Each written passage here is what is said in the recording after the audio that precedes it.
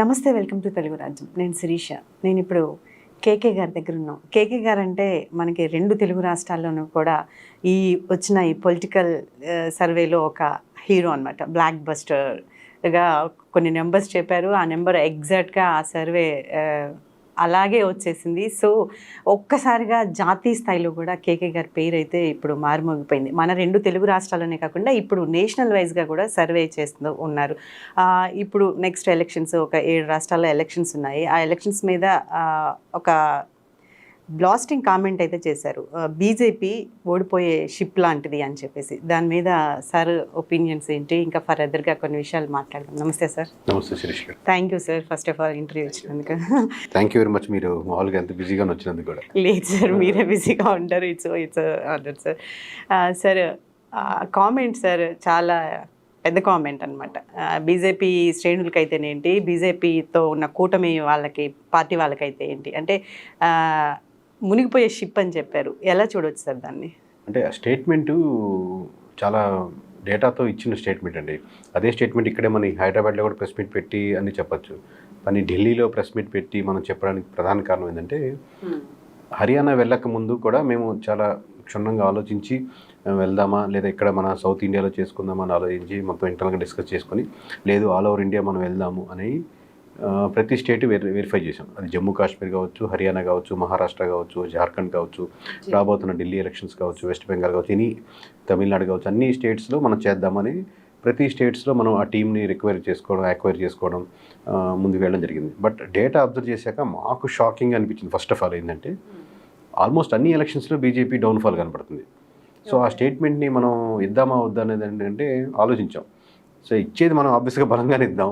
మీకు ఇందాక చెప్పినట్టు ఇంట్రడక్షన్లో ఏపీలో. సో రిజల్ట్ పీపుల్ చూస్తారు కదా, అప్పుడు ఆబ్వియస్గా ఈ 2 years తర్వాత అందరికీ కనపడుతుంది. బట్ యాజ్ ఏ బ్రాండ్గా మనం నెలకొల్పాలంటే హర్యానా గట్టిగా కాంగ్రెస్ గెలవబోతుంది, బీజేపీ ఓడిపోతుంది అన్న స్టేట్మెంట్ ఇద్దాం. అలా ఎగ్జిట్ పోల్స్ అప్పుడు ఎగ్జాక్ట్ మనం సింగిల్ నెంబర్ ఏపీలో చెప్పినట్టే మనం సింగిల్ నెంబర్ చెప్తాం. At the same time coming ఎలక్షన్స్లో అన్ని ఎలక్షన్స్లో కూడా బీజేపీ ఆ డౌన్ఫాల్ కనపడుతుంది. సో మీరు చెప్పినట్టుగా అది ఒక పెద్ద టైటానిక్ షిప్ మునిగిపోయేదానికి టైం పడుతుంది, కానీ పెద్ద షిప్ కాబట్టి. బట్ ఇట్స్ మునిగిపోతుందని గంటాపదంగా చెప్దామని ఢిల్లీలో ప్రెస్ మీట్ పెట్టి చెప్పడం. కానీ బీజేపీ ఫస్ట్ ఇచ్చిన స్లోగన్ ఏంటంటే ఇండియా వెలిగిపోతుంది. బీజేపీ అనేది రావడం వల్లే భారతదేశం వెలుగుతోంది, అన్ని ప్రపంచవ్యాప్తంగా కూడా. ఇక నుంచి మా మార్క్ చూస్తారు అని మోడీ అయితే చాలా స్ట్రాంగ్గా చెప్పారు. ఇప్పుడు కొంత అంటే ఈ మధ్యకాలంలో చూస్తే బీజేపీ గ్రాఫ్ కొంచెం పెరిగింది సార్ కొన్ని సౌత్ రాష్ట్రాల్లో. మీరు చెప్పిన స్టేట్మెంట్ ఐ యాక్సెప్ట్. ఎందుకంటే సౌత్లో ఇప్పుడిప్పుడే ఆ భావజాలం టైపు చూస్తున్నారు. ఎందుకంటే బీజేపీ కాన్సెప్ట్ ఉన్న సౌత్కి వచ్చేసరికి 8 సంవత్సరాలు పట్టింది. బట్ నార్త్లో ఒక సాచ్యురేషన్ పాయింట్కి వెళ్ళింది ఆ పాయింట్ కాన్సెప్ట్. ఎందుకంటే 40s నుంచి చూస్తున్నారు వాళ్ళు కాబట్టి. సో ఆ సాచ్యురేషన్ పాయింట్ ఏంటంటే స్టిల్ అదే లైన్లో వెళ్తే నార్త్లో వర్కౌట్ అవ్వదు. సౌత్లో దాని ఇంపాక్ట్ ఈ రిజల్ట్స్ రాగానే సౌత్లో కూడా మళ్ళీ ఇప్పుడు ఏదైతే గ్రో అవుతుందో అది కూడా ఆగిపోయేదానికి ఆస్కారం ఉంది. ఓకే, యాక్చువల్గా ప్రశాంత్ కిషోర్ గారికి అప్రచానికుడు అనే పేరు ఉండింది, కానీ ఇప్పుడు ఆ పేరు కేకే గారికి వచ్చింది. ఎలా మీరు ఇంత సర్వే చేయగలుగుతున్నారు? అంటే ప్రతి ఒక్క అంటే మిడిల్ క్లాస్ మ్యాన్ నాడిని పట్టుకోగలిగారు మీరు. గత ఎలక్షన్స్లో చూసుకుంటే మీరు తెలంగాణలో కానీ ఏపీలో కానీ, ముఖ్యంగా ఏపీ ఎలక్షన్స్ చూస్తే ఈ సర్వే చేయడానికి ప్రధానంగా ఏ అంశాలు మీరు పెట్టుకుంటారు సార్? అంటే ఒకటి మీరు చెప్పింది ఒక యాడ్ అడ్వాంటేజ్ అయి ఉండొచ్చండి. మనం ఒక కామన్ మిడిల్ క్లాస్ నుంచి రావడంతో ఆ ఓట్ బ్యాంకింగ్ ఎక్కువ ఉండడంతో మోస్ట్లీ ఆ కంపెనీ రన్ చేసే అతనికి ఒక అడ్వాంటేజ్ ఉండొచ్చేమో. బట్ అది ఒక్కటే సరిపోదు. ఆబ్వియస్గా మనం వెళ్తున్న విధానం అంటే ఇంతకుముందు నేను ప్రతి ఇంటర్వ్యూలో చెప్పినట్టుగా మనం సర్వే అందరూ చేస్తున్నట్టే ఒక లైన్ ఉంటుంది. స్లీపర్ సెల్స్ అక్కడ లోకల్గా ఉన్నటువంటి వాళ్ళని ఒక పెట్టుకోవడం జరిగి ఉంటుంది. ప్రీవియస్ డేటా మనం డేటా అనలిటిక్స్ ఇప్పుడు మీరు ఆఫీస్లో ఎంతమంది చూస్తారు, ఇక్కడ ఉండే వర్క్ చేసే ప్రతి ఒక్కరు డేటా మీద వర్క్ చేసేవాళ్ళు. ఎవరు ఒక సర్వే కానీ ఎవరు బయటికి వెళ్ళడం కానీ ఏమి ఉండదు. సో అక్కడి నుంచి వచ్చే డేటాని ఇక్కడి నుంచి అనలైజ్ చేస్తూ ఉంటారు. అది హర్యానా కావచ్చు, తమిళనాడు కావచ్చు, ఆంధ్ర కావచ్చు. సో కోర్ టీమ్ హైదరాబాద్ కన్నా వర్క్ చేయడం, ఆ స్ట్రెంత్ నాకు వాళ్ళు బేస్గా ఉండడం. అట్ ది సేమ్ టైం మనకు ఆ బ్రాండింగ్ నిలుపుకోవాలన్న తపన ఎలానే ఉండాలి అన్నది ఒకటి గట్టిగా మనం ముందుకెళ్ళాలి. నేషనల్ వైడ్గా మనం ఎందుకు వెళ్ళకూడదు అనే తపన. సో ఇవన్నీ క్రోడీకరిస్తే అది దానికి సక్సెస్గా ఉంటుందేమో అనుకుంటున్నాను. ఏ పార్టీ తరఫున చేస్తున్నారు సార్? అది ఇంకోటి పాయింట్ చెప్పడం మర్చిపోయాను. ఏ పార్టీ తరఫున చేయము ఎప్పుడు. అది ఇప్పుడు కాదు ఎప్పుడు కాదు. ఇప్పుడు మీకు ఎలక్షన్స్ అయిన తర్వాత టీడీపీ వాళ్ళు కలిసారు, వైఎస్ఆర్సీపీ వాళ్ళు కలిసారు, జనసేన వాళ్ళు కలిసారు. వాళ్ళందరికీ క్లియర్ కట్గా వాళ్ళు చెప్పిన స్టేట్మెంట్ మేము ఏంటంటే మీరు వర్క్ ఇవ్వండి, వర్క్ చేసి పెడతాం. పలాని వర్కౌట్ కావాలి, మాకు పలాని పాలసీ మీద కావాలి, పలాని పనితీరుల మీద కావాలి, ఎలా ఉంటే ఈ వర్క్ చేసి పెడతాం. బట్ ఆ థర్డ్ పార్టీగానే ఉంటాం కానీ ఎప్పటికీ ఏ పార్టీతో అసోసియేట్ అవుతాం. మీరు చెప్పిన ప్రశాంత్ కిషోర్ గారికి మాకు తేడా ఏంటంటే వాళ్ళు ఒక దాంతో వర్క్ చేసి 5 years ఒక పార్టీతో ట్రావెల్ చేస్తారు. మేము ఏంటంటే ఒక ఎవరికైనా ఒక అమ్మిపెట్టే ప్రోడక్ట్ లాగో, మీరు వాడే బొట్టు బిళ్ళలాగో దుద్దుల్లాగో అది ఎవరికైనా ఆ సేల్ చేస్తాం రిపోర్ట్ అంతే. వాళ్ళు వర్క్ ఇస్తే వాళ్ళ ఆర్డర్ ప్రకారం చేసి పెడతాం. మీరు గోల్డ్ షాప్కి వెళ్ళి నగలు ఆర్డర్ ఇస్తారు, మాకు ఇలా కావాలి, డిజైన్ కావాలని చేసి పెడతారు. సో వాళ్ళ ప్రకారంగా చేసి పెడతాం ఆర్డర్ అంతే.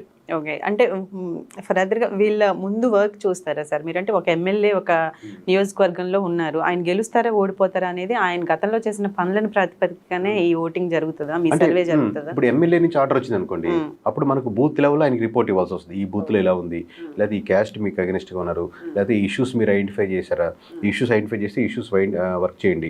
ఇప్పుడు రానున్న 5 yearsలో మన ఏపీ నుంచి ఒక 30 మంది ఎమ్మెల్యేలకు గెలిచిన వాళ్ళు లేదా గెలవాలనుకున్న వాళ్ళని స్ట్రాటజికల్ పార్ట్నర్గా తీసుకుంటున్నాం. వాళ్ళతో 5 years ట్రావెల్ చేస్తాం, వాళ్ళ గెలుపుకి మనం వర్క్ చేస్తుంటాం. అలాగే తెలంగాణలో తీసుకుంటున్నాం. సో ఈ విధంగా నేషనల్ వైడ్గా అంటే స్ట్రాటజికల్ పార్ట్నర్ అంటే అందరూ చేయలేం. సో ఆ విధంగా ముందుకెళ్తున్నాం ఒక్కొక్కరిని తీసుకుంటూ. అప్పుడు మీరు ఏంటంటే ఎమ్మెల్యేగా తీసుకున్నప్పుడు గ్రౌండ్ ప్రతి విలేజ్లో ఎలా ఉంది అని ఎవ్రీడే రిపోర్ట్ ఇవ్వడం, లేకపోతే వాళ్ళు మాట్లాడే పనితీరు ఎలా ఉందో మార్చుకోవడం, లేకపోతే అక్కడ ఉన్న ఇష్యూస్ ఐడెంటిఫై చేసి మీరు వర్క్ చేయండి. మీరు షార్ట్ టర్మ్ ఏంటి, మీడియం ఏంటి, లాంగ్ టర్మ్ మీద ఐడెంటిఫై చేయండి. ఒక పెద్ద ఫ్లైఓవర్ రావాలి, అది వెంటనే రాదు కదా ఇమీడియట్గా. కొన్ని కాలువలు క్లీన్ చేసేది, కొన్ని చిన్నవి చేసేయచ్చు. లేదా అలాగే గవర్నమెంట్ స్కూల్స్ కొంచెం రివైవ్ చేస్తే అక్కడ వాకిన్స్ పెరుగుతాయి. స్కూల్లో ప్రైవేట్ స్కూల్కి వెళ్ళి ఇబ్బంది పడి 30,000 40,000 కట్టలేని మధ్యతరగతి పీపుల్ ఆ గవర్నమెంట్ స్కూల్ పంపించేదానికి ఈ గవర్నమెంట్ స్కూల్ స్కోప్ ఉంది. సో ఇలా ఓట్ బ్యాంకింగ్ టర్న్ చేసుకునేదానికి ప్రతిదీ తనకి హెల్ప్ చేస్తాం స్ట్రాటజికల్ పార్ట్నర్గా ఉన్నప్పుడు. అంటే వాళ్ళకి సలహాలు, అంటే ఇలా వెళ్తే ఇలా బాగుంటుంది ప్రతి ఒక్కటి చెప్తారు. అంటే మీ టీం అంతా ఇప్పుడు ఒక నియోజకవర్గంకి వెళ్తే ముందు అదంతా మీ టీం వెళ్ళి చూస్తారా సార్? ఇప్పుడు స్ట్రాటజికల్ పార్ట్నర్గా తీసుకున్నప్పుడు ఆ 5 members 7 members దానికి అసోసియేట్ చేసిన వాళ్ళు, ప్లస్ ఇక్కడ డేటా దాంతో కనెక్ట్ చేసిన వాళ్ళు కంప్లీట్గా ఇంకా 5 years వాళ్ళతో అసోసియేట్ అయ్యి ఉంటారు. మేము ఒక్కటి ఇన్వాల్వ్ కాదు ఏంటంటే సోషల్ మీడియాలో ఇన్వాల్వ్ కావు. అంటే మీకు మా సాఫ్ట్వేర్ భాషలో చెప్పాలంటే డెవలప్మెంట్ టెస్టింగ్ వేరే వేరే ప్లాట్ఫామ్స్ అండి. డెవలప్మెంట్ చేసిన వాడే టెస్ట్ చేయకూడదు, టెస్టింగ్ అనేది వేరే డిపార్ట్మెంట్ ఉండాలి. అట్లాగే దీంట్లో కూడా సోషల్ మీడియా ఏంటి, మీరు ఆమె స్లో మోషన్ లో ఆయన స్లో మోషన్ వస్తుంటే నువ్వు తోపు తురుము నీకంటే లేడు అన్నట్టు బ్యాక్గ్రౌండ్ లో పెట్టి మ్యూజిక్ పెట్టి ఎలివేట్ చేస్తాం ఒకటి. అది ఆ పార్ట్లు మేము తీసుకోం.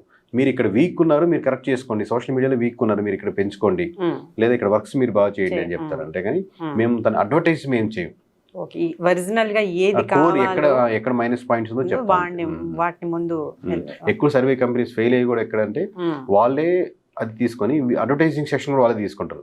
ఇన్ఫ్లుయెన్సర్స్ అని పెట్టి చేయించడం అనేది వాళ్ళు సరిగ్గా చేయట్లేదని మటుకు మేము చెప్పగలుగుతాం. కానీ ఆ సెక్షన్ మీరు వాళ్ళకి ఇచ్చేస్తాం, వాళ్ళకి మేము రిఫర్ చేయగలుగుతాం కావాలంటే వీళ్ళు తీసుకోండి. ఏ స్టేట్ తీసుకున్నా ఇదే ఫార్మాట్. ఇప్పుడు హర్యానా ఎలక్షన్స్ గురించి మీరు చెప్పారు, జమ్మూ కాశ్మీర్, ఢిల్లీ, అక్కడున్న రాజకీయ సంఘటనలు వీటిని స్థానికంగా ఎక్కువ ప్రభావితం చూపించే అవకాశం ఉందంటే మన ఇండియాలో ఏ స్టేట్ తీసుకున్నా ఇప్పుడు మామూలుగా ఫ్రీ స్కీమ్స్ అనేది లాంగ్ టర్మ్ వర్కౌట్ అవ్వు. ఇనిషియల్గా ఒక 2%, 3%, 5% వరకు వస్తాయి. కానీ ఓడిపోయే పార్టీని గెలుపు దిశగా ఈ స్కీమ్స్ రన్ చేయనేది ఒక స్టాండర్డ్ సిద్ధాంతం అండి, ఎక్కడైనా ఒకటే ఉంటుంది. మరి చాలా మేము అది చేస్తాం ఇది చేస్తామని చాలా చెప్తూ ఉంటారు కదా సార్, వాటికి ఓటర్లు ఏమి ఇదెవరంటారు అవుతారు. అదే ఆ కరువు పీరియడ్ అంటే 15% 20% మారితే ఆబ్వియస్గా ఓడిపోయిన గెలవడం ఓడిపోయిన జరుగుతుంటుంది. బట్ ఆ స్కీమ్ వల్ల మీకు ఏదైనా ఇప్పుడు మీ గవర్నమెంట్ స్కూల్లో మీ బాబు చదువుతున్నారు, అప్పుడు నాకు 30,000 40,000 ప్రతి ఇయర్ మిగిలిపోతున్నట్టే. అప్పుడు నాకు గవర్నమెంట్ స్కూల్ అద్భుతంగా ఉందంటే మీ ఓటు లాస్ట్ టైం కాంగ్రెస్కి వేసినా ఈసారి బీజేపీకి వేస్తారు, లేదా బీజేపీకి వేసినా కాంగ్రెస్కి వేస్తారు. అంటే ఓటు టన్ అవుద్ది. మీ రియల్ జీవితంలో మీకు హాస్పిటల్కి ఈరోజు మీ రియల్ డే ఎగ్జాంపుల్ చెప్పారు ఇందాక మీరు ఆఫ్ ద కెమెరా మాట్లాడుకున్నప్పుడు, మీ బాబుని హాస్పిటల్ తీసుకెళ్ళి ప్రైవేట్ హాస్పిటల్ ఖర్చు అవుద్ది. అదే మీకు మంచి హాస్పిటల్ గవర్నమెంట్ హాస్పిటల్లో ఉంటే అదే మీకు చాలా రీజనబుల్ ప్రైస్లో అయిపోతుంది. ఆ ప్రైస్లో ఉంటే మీకు ఎమోషన్ చాలా బాగుంది ఇక్కడ హాస్పిటల్, ఇదే దానికి నాకు ఈజీగా అయిపోయింది కదా, నేను ఈసారి ఈ పార్టీకే ఓటేయాలి అని మీరు టర్న్ చేసుకుంటారు. వర్కౌట్ అవుతుందా సార్? రాజకీయ నాయకులు చెప్తానే ఉంటారు ప్రతి హాస్పిటల్లో బాగా అన్ని ఫెసిలిటీస్ ఇస్తామని, కానీ ఏ గవర్నమెంట్ హాస్పిటల్లో అంటే ఇక్కడ లాక్ ఏమైపోతుందంటే ఇనిషియల్గా మీరు సంబంధం మాట్లాడుకునేటప్పుడే తనకు 10 ఎకరాలు ఉండాలి, 1 లక్ష రూపాయల పైన శాలరీ ఉండాలి, ప్రధానమైన పాయింట్స్ ఇవి పెట్టేసి తను బాగా చూసుకుంటాడా లేదా అన్న పాయింట్ 10వ పాయింట్ పెట్టారనుకోండి, ఆబ్వియస్గా ఎలా మెయిన్ పాయింట్ మిస్ అయిందో మీకు ఒక గవర్నమెంట్ ముందుకు వచ్చేటప్పుడు మేము సూపర్ 6 ఇస్తాం, మేము సూపర్ 9 ఇస్తామని చెప్పి 100 రూపాయలు గవర్నమెంట్కి వచ్చే డబ్బుల్లో 80 రూపాయలు ఫ్రీ స్కీమ్స్ పోతే 20 రూపాయలు రాముడు వచ్చినా కృష్ణుడు వచ్చినా అద్భుతాలు సృష్టించలేడు. అంటే ఇనిషియల్గానే ఫెయిల్ అయిపోతున్నారు అనమాట. వీళ్ళు మొత్తం 5 సంవత్సరాలు ఈ స్కీమ్స్ ఇచ్చేదానికి జరిగిపోతుంది. చేయాలన్న తపన లేదా ఆర్గనైజేషన్స్ బ్యూరోక్రసీ రెడీగా ఉన్నప్పటికీ కూడా దానికి కావాల్సిన స్ట్రెంగ్త్ ఫైనాన్స్ ఇవ్వలేకపోతున్నారు. ఇప్పుడు హర్యానా గవర్నమెంట్ చూస్తే ఎక్కువ మీరు అంటే మన ఏపీకి తెలంగాణకి కనెక్టెడ్గా ఉంటుందా సార్? అక్కడ పీపుల్ కానీ లేకపోతే అంటే రైతులు కానీ రైతు సమస్యలు కానీ కంపారిటివ్లీ అంటే లెట్స్ సే మీకు ఇక్కడ కమ్మ కాపు లేదా నెంబర్ పరంగా చెప్పాలంటే మనకి 25% వరకు అక్కడ జాట్లు ఉంటారు. ఇక్కడ కాపు కమ్యూనిటీ మంచి పర్సంటేజ్ ఓవరాల్ గొడుగు తూర్పు కాపులు అందరు కలిపి బల్జా కావచ్చు అందరు కలిపి ఈ 2% పరంగా చెప్పొచ్చు. బట్ కంపారిటివ్లీ అక్కడ జాట్స్ ఏంటంటే మోర్ పవర్ఫుల్ అనమాట. అంటే ఇన్ఫ్లుయెన్సింగ్ పర్సన్స్, ఫ్రీగా మాట్లాడగలుగుతారు, ఎక్కువ పొలాలు కానీ ఎకరాలు కానీ వాళ్ళకే ఉంటాయి, పైల్వాన్లుగా ఉంటారు, లేదా ఆర్మీలు ఎక్కువ ఉంటారు, ఎక్కువ ఫైనాన్షియల్గా స్ట్రెంగ్తన్గా ఉంటారు, పాలిటిక్స్ని వాళ్ళు పుల్ చేయగలగరు, అలా ఉంటారు అనమాట. సో ఇప్పుడు ఎప్పుడైతే జాట్స్ అగెనిస్ట్గా ఉంటారో అప్పుడు ఆబ్వియస్గా దాని ఇంపాక్ట్ ఎక్కువ పడుతుంది. ఈక్వేషన్స్ అలాగే ఉంటాయి, ఇంచుమించు ఎమోషనల్ ఈక్వేషన్స్.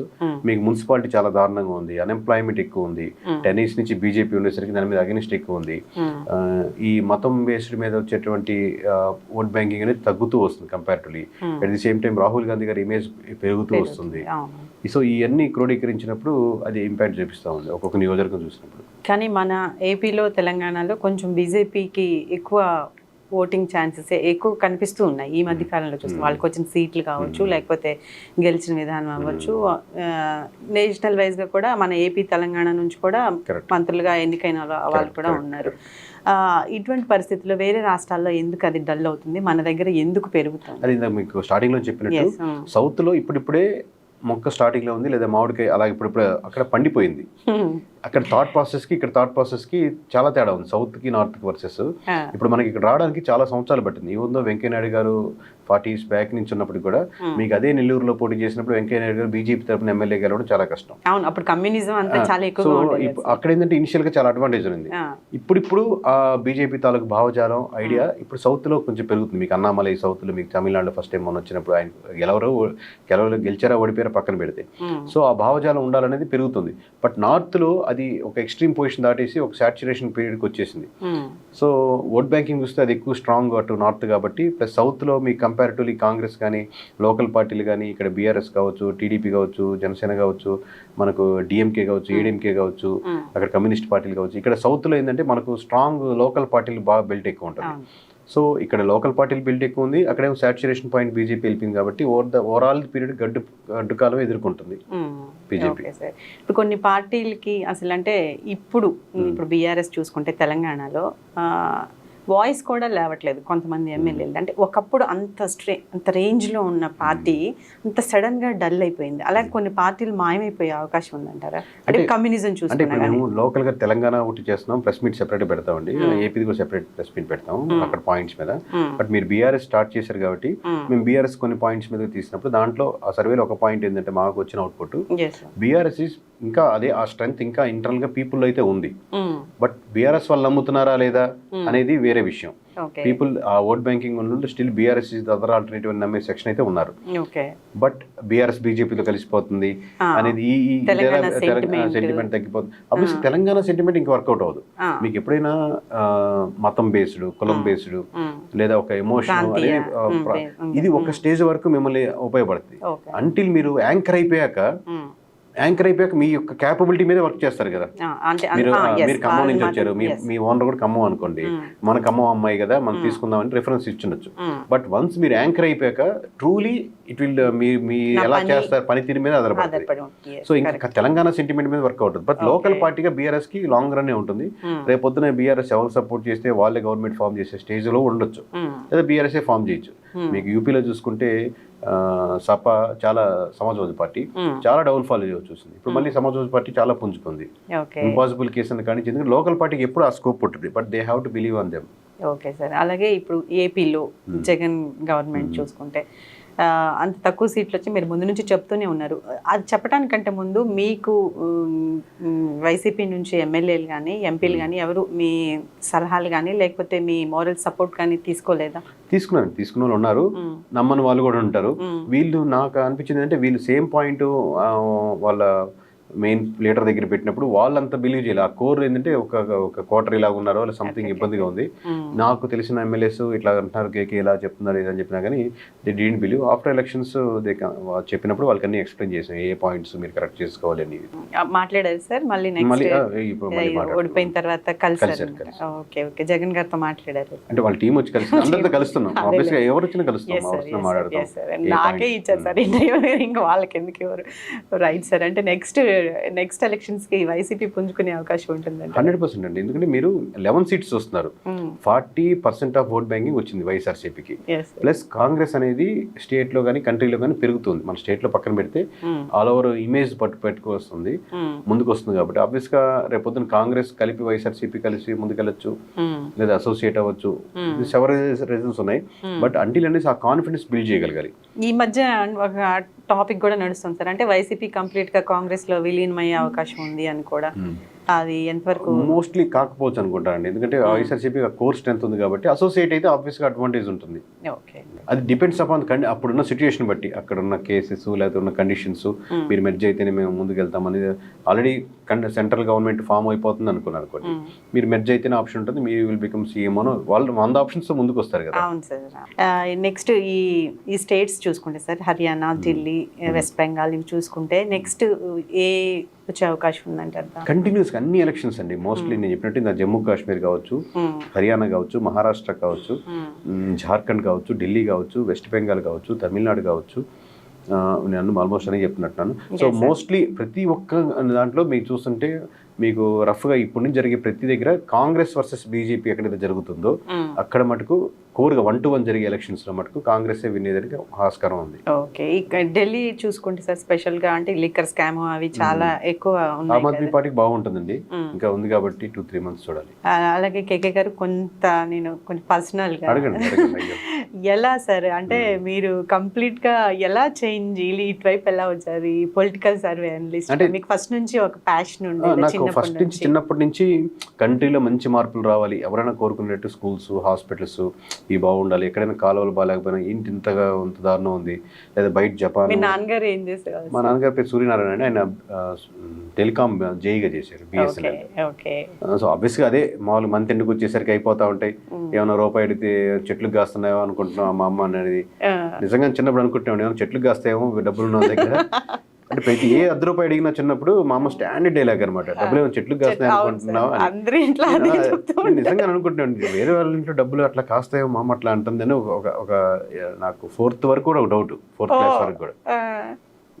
అంటే దీపావళి వచ్చినప్పుడు అప్పుడు తాటాక్ టపాస్ అని ఉండేవి, అలాంటి అడుగుతున్నప్పుడు ఇదే స్టాండర్డ్ డైలాగ్ వేసేది అనమాట. సో ఏదంటే నాకు చిన్నప్పటి నుంచి ఈ పాలిటిక్స్ అనే పదం దాని గురించి తెలియదు, కానీ కోరుగా ఈ మార్పులు రావాలి, అంత స్వాతంత్ర ఉద్యమం చేసి ఎంతమంది చనిపోయింది, మనం బాగుందామనే కదా. వాళ్ళు ఏమి ఎక్స్పెక్ట్ చేసి 100 ఎకరాలు వస్తాయనో 10 ఎకరాలు వస్తాయనో మంచి సంబంధాలు వస్తాయని కాదు కదా. నేను పోతే పోనీ నెక్స్ట్ తరం వాళ్ళు బాగుంటారు, అద్భుతంగా ఉంటారు కదా. చూస్తే అక్కడ చూస్తే మనం కట్టే ట్యాక్స్లు కానీ అక్కడ కనపడే వ్యవస్థ కానీ ఏం లేవు అని పెరుగుతుంది. పోను కొంచెం నాకు డెవలప్ అవుతున్నప్పుడు నా దారిలో వెళ్తున్నాను, సాఫ్ట్వేర్ ఇంజనీర్ అవుతున్నాను, లవ్ మ్యారేజ్ చేసుకున్నాను, ఇంక ఈ పద్ధతులు వెళ్తున్నా. స్టిల్ ఒక లైన్లో ఏంటంటే ఆ పడుకునడానికి మన ఎదురు పట్టేదానికి ఆ టైంలో ఆ స్పేస్ థింక్ చేస్తూ బాధపడుతూ అట్లా ఉండేవాడిని. బట్ ఏదైనా పొలిటిక్స్ సబ్జెక్ట్ వచ్చినప్పుడు ఫ్రెండ్స్తో కూర్చున్నప్పుడు నేను అనుకున్న విషయాలు ఇట్లా ఉంటుంది, ఓట్ బ్యాంకింగ్, ప్రజారాజ్యంకి ఎలా ఉండొచ్చు, ఇన్ని ఓట్లు పడచ్చు, ఇన్ని ఎన్నో రిజల్ట్ దగ్గరగా ఉండేది. ఏ ఇయర్ లో ఇటువైపు కన్వర్ట్ అయ్యారు సార్ కంప్లీట్ గా ఈ సర్వే? నేను 2018 రిజైన్ చేసి బయటకు వచ్చి 2018 అండి స్టార్ట్ చేసింది. ఓకే, ఇంకా డిసైడెడ్ అనమాట మనం కాదు ఇట్లాగే ఉంటే ఇలాగే అయిపోతాం. సమ్వేర్ పీపుల్ కి కనెక్టెడ్ గా ఉండాలి నా కోరిక, రాజకీయ నాయకులకి ఉండాలి, మధ్యలో ఏదైనా ఉండాలి లైన్ ఎదుగుతున్నప్పుడు నాకు ఇది సర్వే అనిపించింది. ఎందుకంటే పీపుల్ ఇష్యూస్ నేను కనుక్కుంటా ఉండొచ్చు, దాన్ని నేను ఎమ్మెల్యేస్కి ఇది చేస్తే గెలుస్తారా బాబు అని గట్టిగా చెప్పొచ్చు, ఈ వీళ్ళ చేత కొంచెం కొద్దిగా మంచి పనులు చేయించవచ్చు. ఇప్పుడు నాకు ఆప్షన్ ఉంది అనుకోండి, డబ్బులు పంచేది, కాలువ క్లీన్ చేయించేది అనుకోండి, కాలువ క్లీన్ చేయించవచ్చు కదా. సో ఇట్లాంటి థాట్ ప్రాసెస్ తో స్టార్ట్ చేశాను. ఓకే, అంటే డైరెక్ట్ గా వీళ్ళకి డబ్బులు పంచడం కాకుండా పని చెయ్యాలి, ఏదైనా జనాలకు ఉపయోగపడే ఒక పని చేస్తే డేటా చూసుకున్నప్పుడు కూడా రియాలిటీ పీపుల్ అదే ఎక్స్పెక్ట్ చేస్తున్నారు. డబ్బులు ఇచ్చి తీసుకుంటారు. ఇప్పుడు మీకు ప్రతి కెమెరామ్యాన్ కి, ప్రతి ఇంటర్వ్యూ చేసే వాళ్ళకి ₹1,00,000 అంటే వద్దంటారు ఎవరన్నా?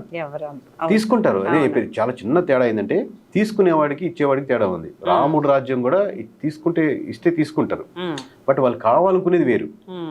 రోడ్లు బాగుండాలి, స్కూల్స్ బాగుండాలి, హాస్పిటల్ బాగుండాలి, ఎక్కడైనా మనం పోలీస్ స్టేషన్కి వెళ్తే ఇమీడియట్గా కేసు సాల్వ్ చేసే విధంగా ఉండాలి, కోర్టులో వెళ్తే తొందరగా కేసు ఫాలో అవ్వాలి, హాస్పిటల్కి వెళ్తే చాలా మెడికల్ ఎమర్జెన్సీ ఉంటే తొందరగా వెళ్ళిపోవాలి. స్కూల్ ఫీజులు విపరీతంగా పెరిగిపోతుంది. మనకి బేసిక్ మధ్య తరగతి ఉండేదే కదండి, స్కూల్స్, హాస్పిటల్స్, వీటి మీదే మనం శాలరీ సగం స్కూల్ ఫీజులకే అయిపోతాయి సార్. ఒక 3 లక్షలు మిడిల్ క్లాస్ వాళ్ళు సంపాదిస్తే 1,50,000 స్కూల్ ఫీజుకే అయిపోతుంది ప్రైవేట్ స్కూల్ కి. ఇంకా 1,00,000 వీడు మొత్తం అడ్జస్ట్ చేసుకుంటూ. ఇప్పుడు మీ బాబు చదువుతున్నాడు ఎంత స్కూల్ ఫీజు? అదే 4 లక్షలు సార్. 4 లక్షలు పర్ ఇయర్.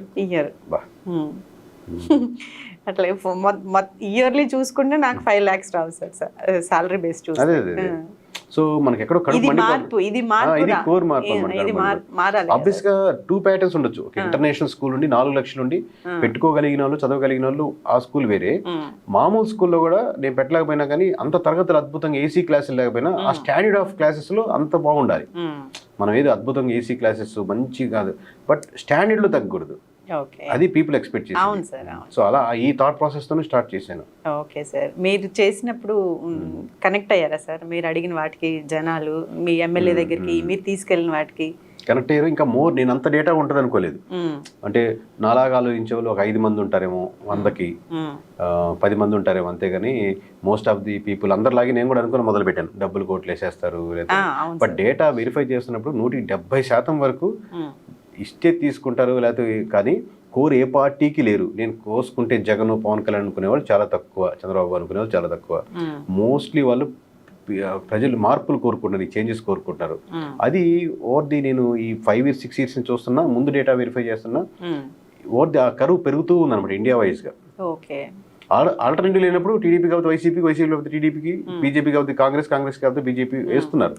బట్ ఈ కరువు కూడా పెరుగుతుంది, ఆస్పిరేషన్స్. అందుకే ప్రజలు కూడా గట్టిగా అడుగుతున్నారు రాజకీయ నాయకుల్ని, మార్పులు కావాలి అని. ఇప్పుడు చూస్తే ఇప్పుడు బీజేపీ ఇంత డౌన్ఫాల్ కావడానికి అంటే ఓవరాల్గా ఇండియా వైజ్గా కొన్ని రాష్ట్రాలకి, అంటే నేషనల్ పార్టీ కాబట్టి ప్రభుత్వం వాళ్ళదే కాబట్టి అన్ని గవర్నమెంట్స్కి ఇస్తుంది ఫండ్స్. ఇంత తక్కువ ఓటింగ్ రావడానికి కారణం ఏంటంటే, డౌన్ఫాల్కి ప్రధాన కారణం ఇప్పుడు మీకు మతం కానీ, కులం కానీ, ప్రాంతం కానీ ఒక పొజిషన్ వచ్చేసరికి ఉపయోగపడుతుంది. నాకు చెప్పినట్టు గవర్నమెంట్ ఫామ్ అయిపోయింది. ఆబ్వియస్గా చాలా మంది ప్రజలు కాంగ్రెస్ అప్పుడు ప్రభుత్వం చూశాక అమ్మో ఇంత కరప్షన్ ప్రతి దాంట్లో జరుగుతుందని ఎంతో కొంత సెక్షన్ బీజేపీకి మూవ్ అయ్యారు. At the same time core సనాతన ధర్మం అనేది వీళ్ళు ప్రమోట్ చేసిన విధానం కానీ ఆ కోర్ బీజేపీ ఓట్ బ్యాంకింగ్ ఉంది, గ్రోత్ పెరిగింది. బట్ గవర్నమెంట్ ఫామ్ అయ్యాక ఈ 10-12 సంవత్సరాల్లో కోర్గా మనం కేసు వేస్తే ఏదైనా లాయర్కో లేకపోతే జడ్జి దగ్గర వెళ్ళి మనం కోర్టుకు అప్లై చేసినప్పుడు ఇమీడియట్గా దాని రిజల్ట్ రానప్పుడు ఆ సమాజంలో కొత్తగా దీంట్లో ఏం మార్పులు లేవు, లేదా ఇన్కమ్ ట్యాక్స్ మీరు కడుతున్నారు, ట్యాక్స్ విషయంలో నేను కట్టిన ఆల్రెడీ ₹100 వస్తే ₹30 ట్యాక్స్ కట్టేస్తున్నాం, మిగతా మొత్తం ఇన్కమ్ ట్యాక్స్ జీఎస్టీ అన్ని కట్టేసి నాకు ₹70 మిగులుతుంది. ఈ ₹70 మళ్ళీ నేను ఇల్లు, స్కూలో, బస్సో, కారో కొనుక్కుంటే మళ్ళీ దానికి మీద ట్యాక్స్ కట్టాల్సి వస్తుంది. సో ఈ ట్యాక్స్ కట్టేవాడు ఇబ్బంది పడుతున్నాడు, గవర్నమెంట్ స్కూల్స్కి, హాస్పిటల్కి వెళ్ళేవాడు ఇబ్బంది పడుతున్నాడు, కరప్షన్ పరంగా ఎక్కడ చూసినా ఇబ్బంది పడుతున్నాడు, లేదా కొంత గ్రూప్స్కి లబ్ధి చేస్తున్నారు అనేది ఇబ్బంది పడుతున్నారు. సేమ్ కాంగ్రెస్ దారిలోనే వెళ్తుంది కదా అనే దారిలో ఉన్నారు. అలాగే at the same time graph ఇది పెరుగుతుంది కాబట్టి కాంగ్రెస్ లేకపోతే రాహుల్ గాంధీ 15 సంవత్సరాల ముందు పప్పు అనే ఇమేజ్ కానించి ఇప్పుడు దాకా ఎంతమంది కష్టపడుతున్నాడు, బాగా విరోధించేవాడు కూడా లేదు కష్టపడుతున్నాడు ఇచ్చి చూడొచ్చు అన్న ఒక చిన్న లేయర్ యాడ్ అవుతుంది. ఆబ్వియస్గా పాజిటివ్ ఉన్నాడు, పాజిటివ్ ఉంటాడు, బట్ స్ట్రాంగ్ అపోజ్ చేసేవాడు కూడా ఎంతో కొంత కన్సర్న్ చూపిస్తున్నాడు. మీకు సోషల్ మీడియా మీదే డిపెండ్ అయితే ఎలక్షన్స్ జరగవు.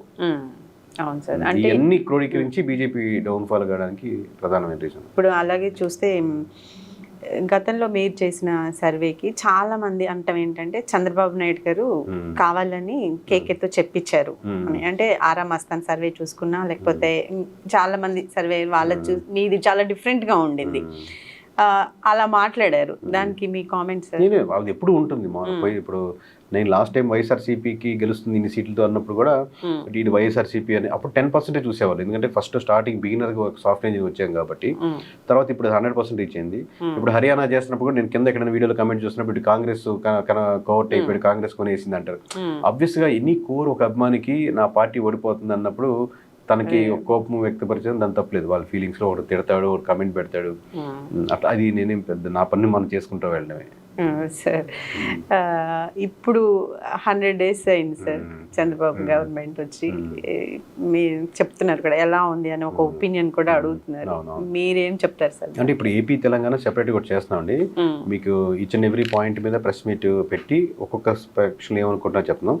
బట్ కంపారిటివ్లీ మీకు ఓవరాల్గా మీరు అడిగిన పాయింట్ చెప్పాలంటే ఏపీ వరకు సోషల్ మీడియాలో ఒక ఈ రేంజ్లో ఉందనుకోండి, ఒక అద్భుతం మామూలుగా లేదనుకోండి. రియాలిటీకి వచ్చేసరికి చాలా కనపట్టలేదు అనమాట. అంతగా పీపుల్ ఎక్స్పెక్ట్ చేసిన విధంగా అయితే పరిపాలన జరగట్లేదు. పీపుల్ ఫీలింగ్ చెప్తున్నాను, అది నెంబర్స్ పరంగా మీకు డీటెయిల్గా చెప్తాను. బట్ మీరు సోషల్ మీడియాలో చూసినంత అద్భుతం గ్రౌండ్ రియాలిటీ లేదు. అండ్ మోస్ట్లీ వారు వైఎస్ఆర్సీపీ మీద కాన్సన్ట్రేట్ చేస్తున్నారు. మీరు ఆల్రెడీ మీతో పాటు కాంపిటేటర్గా వచ్చారు, మీరు ఆల్రెడీ గెలిచేశారు, మీరు సీట్ సంపాదించేశారు, మీరు మళ్ళీ యాంకర్ అని ఫైనల్ చేశారు. మీరు ఇంకా తన మీద కాన్సన్ట్రేట్ చేయకూడదు, మీరు మీ యాంకరింగ్ మీద మీ పని మీద కాన్సన్ట్రేట్ చేయాలి.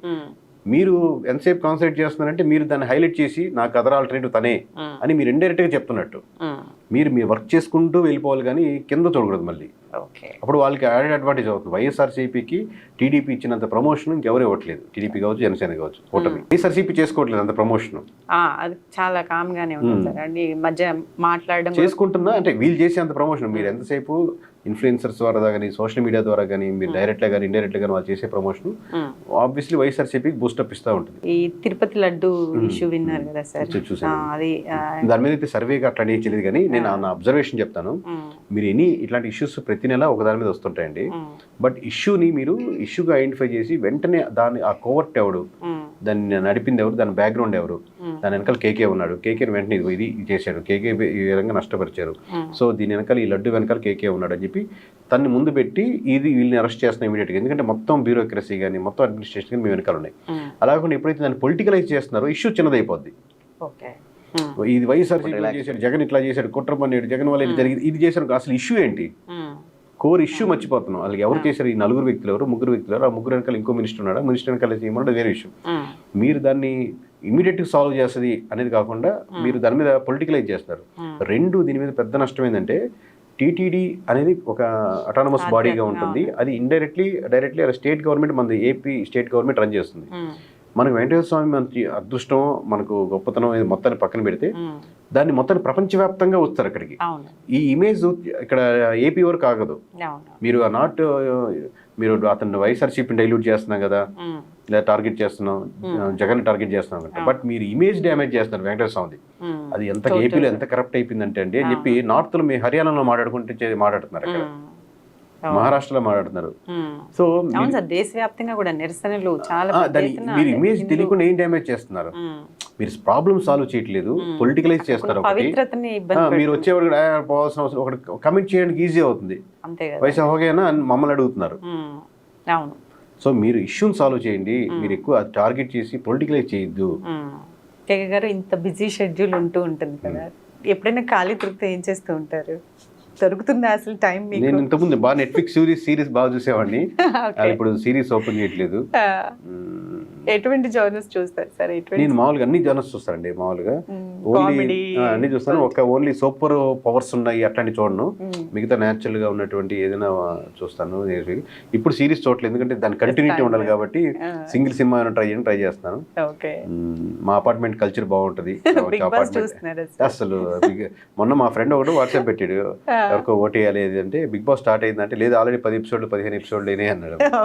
అసలు ఇప్పుడే కదా, ఎప్పుడు చూడలేదు. ఒక్క కోవిడ్ టైంలో ఆప్షన్ లేక మా మిస్సెస్ చూస్తుంటే ఇంకా మనకు అదే ఒకటే కదా ఆప్షన్, అప్పుడు ఒకటే చూసాను కోవిడ్ టైం.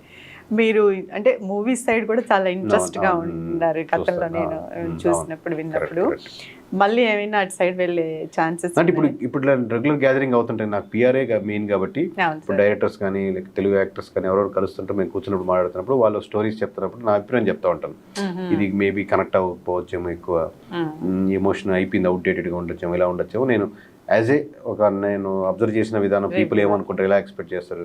ఇప్పుడు దీంట్లో ఇక్కడ మధ్యలో సాంగ్ వస్తే పెద్ద అనవసరం అనుకుంటాను, కోర్గా వెళ్తే బాగుంటుంది. నా అసలు అలా ఆ గ్రూప్తో వరకు మాట్లాడుకుంటూ ఉంటాం. ఓకే సార్, ఏమైనా తీసే ఛాన్సెస్ ఉన్నాయా సార్ మూవీస్? Production ఆ? Yes sir. ప్రొడక్షన్ ఏమో తెలియదండి ఇప్పట్లో అయితే థింక్ లో లేదు.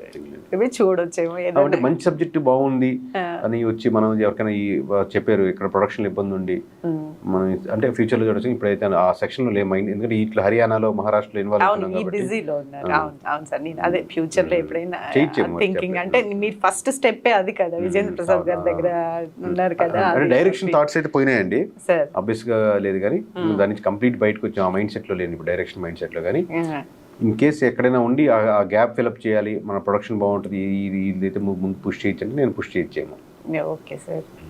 ఇప్పుడు నెక్స్ట్ ఎలక్షన్స్ అంటే ఏపీ ఎలక్షన్స్ చూసుకుంటే సార్ మీకు బాగా తెలుసు కాబట్టి దాని గురించి ఫస్ట్ సర్వే దానిలో చేశారు కాబట్టి బీజేపీ అలాగే ఈ 3 కూటమి ప్రభుత్వం ఏదైతే ఉందో నెక్స్ట్ కూడా అది వచ్చే ఛాన్సెస్ ఉందంటారా? చెప్పలేము మేడం, ఎందుకంటే చాలా లాంగ్ రన్ ఉంది కాబట్టి, ఇంకా 4.5 years పైనే ఉంది కాబట్టి.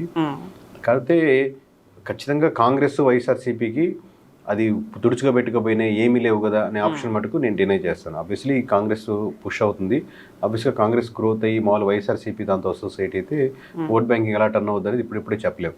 బట్ పీపుల్ అయితే మటుకు ఈ సోషల్ మీడియా మీద ఓట్ బ్యాంకింగ్ కానీ ఫ్రీ స్కీమ్స్ మీద ఓట్ బ్యాంకింగ్ కానీ కాకుండా రియల్ వాళ్ళ ఇష్యూస్ మీద ఓట్ బ్యాంకింగ్ అయితే కోరుకుంటున్నారు. అదైతే నేను స్ట్రాంగ్గా చెప్పగలను. ఓకే. ఇప్పుడు మత ప్రాతిపదికన చూసుకుంటే జగన్ క్రిస్టియన్ అవ్వడం వల్ల లాభం అంటారా నష్టం అంటారా? అంటే పార్టీకి ఒక పరంగా యాడెడ్ అడ్వాంటేజ్ అండి, ఎందుకంటే ఇనిషియల్గా తనకి క్రిస్టియానిటీ, రెడ్డి, హిందూ ఎంతో కొంత ఓట్ బ్యాంకింగ్తో మొదలయ్యారు.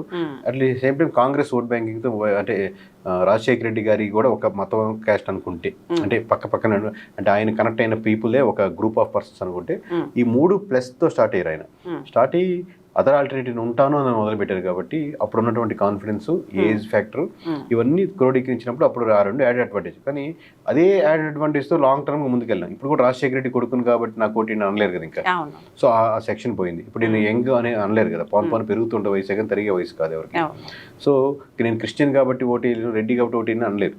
సో పవన్ ఆ బేసే నిలబడకుండా నేను ఈ ఫ్యాక్టర్స్ చేశాను, ఈ ఫ్యాక్టర్స్లో మిస్టేక్స్ అయినాయి, ఈ ఫ్యాక్టర్స్ మార్చుకుంటాను, వాళ్ళు ఈ ఫ్యాక్టర్స్ చేస్తారు, మీరు నేను స్ట్రాంగ్ నేను ఇదే అనుకుంటే మళ్ళీ ఆబ్వియస్గా ఓట్ బ్యాంకింగ్ పెరిగేదానికి, సీట్లు పెరిగేదానికి కాన్ఫిడెన్స్ ఉంటుంది. లోకేష్ నెక్స్ట్